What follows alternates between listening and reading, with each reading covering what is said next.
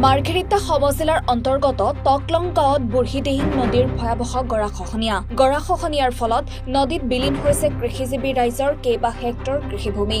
বিগত বছৰটোতে নদীৰ বুকুত যা গ'ল 6টাকৈ পৰিয়ালৰ মাটি ভেটি। চৰকাৰ তথা প্ৰশাসনক বহু নিবেদন কৰিও পৰিয়ালকেইটাই আজি পৰ্যন্ত নাপালে কোনো সঁহাৰি। গৰাখহনীয়াৰ কবলত মাটি ভেটি হেৰুৱাই সৰ্বস্বন্ত হোৱা টকলং গাঁৱৰ 6টাকৈ পৰিয়ালৰ মাজত এতিয়া হাহাকাৰ অৱস্থা। আনৰ মাটিত বসবাস কৰিব লগা হৈছে এই পৰিয়ালকেইটাৰ লোকসকলে। ভুক্তভোগী পৰিয়ালকেইটাই আজিও আশাৰে বাট চাইছে ৰাজ্যৰ চৰকাৰখনে পৰিয়ালকেইটাক সহায় আগবঢ়াব বুলি। আমি আমাৰ যোৱাবাৰে ঘৰ দুৱাৰ চব বানপানীয়ে লৈ গ'ল, নদীত যোৱাৰ পিছত আমি লোকৰ মাটিতে বসবাস কৰি আছোঁ আৰু আদিবাসী মানুহৰ মাটিতে এতিয়া ঘৰ বাৰী লৈ আছোঁ। আৰু আমি খাবৰ কাৰণে আমি মানে কি হৈছে, আমি দিন হাজিৰা কৰিয়ে খাই আছোঁ। আমাক চৰকাৰে কিবা এটা দিব বুলি আমি হেৰি কৰিছোঁ, আমাক একোকে দিয়া নাই। আৰু হেৰি কৰি আছোঁ বাৰু, সেইখিনি কোনো ভাগে কাণ পতা নাই। তাৰপিছতে আমাৰ ল'ৰা ছোৱালীবিলাক আছে, ল'ৰা ছোৱালীবিলাকক স্কুল যাবৰ কাৰণেও কিমান কষ্ট হয়। পঢ়া শুনা খাতিৰত আজি চৰকাৰে দিছে যে আমাক একদম মানে ফ্ৰী বুলি কৈছে পঢ়া শুনাটো, কিন্তু এডমিশ্যন ফ্ৰী বুলি কৈছে, এডমিশ্যনতো আমি দিব লগা হৈছে।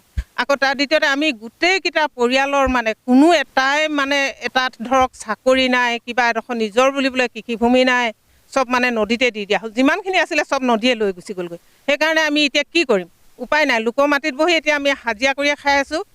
আৰু এতিয়া আমি চৰকাৰক বা হিমন্ত বিশ্ব শৰ্মা মামালৈ কৈছোঁ যে আমাক কিবা এটা সংস্থাপন দিব লাগে।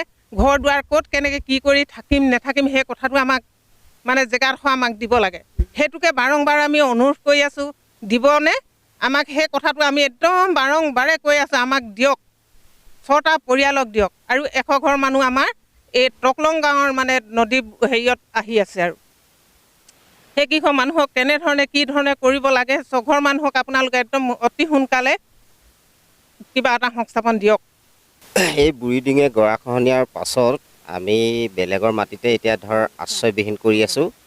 যে হিমন্ত মামাক আমি অনুৰোধ কৰিছোঁ, এই গৰাখহনীয়াই যে যা গুচি গ'ল আমাৰ ঘৰ দুৱাৰ, যে হিমন্ত মামাই যে আমাক অলপমান কিবা এটা যে সহায় কৰে, তাকে মই অনুৰোধ কৰিছোঁ। এই প্ৰায় মাটি গুচি গ'ল আমাৰ নিজৰ পৰিয়ালটোৰ ভিতৰত 23 বিঘামান গুচি গ'ল। 23 বিঘা গুচি যোৱাৰ পাছত এতিয়া ক'ত থাকিম, কি কৰিম, কি নাই কৰোঁতে এই আশ্ৰয়বিহীন বেলেগৰ মাটিত কৰি আছোঁ।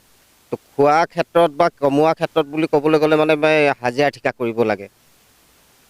তাকে মই হিমন্ত মামাক মোৰ ফালৰ পৰা মই অনুৰোধ কৰি কৈছোঁ যে মোৰ কিবা এটা যে সংস্থাপন কৰি দিব লাগে বুলি অনুৰোধ কৰিছোঁ। জাগুনৰ পৰা বিপ্লৱ বৰুৱাৰ ৰিপৰ্ট, এনি ভাৰত 24।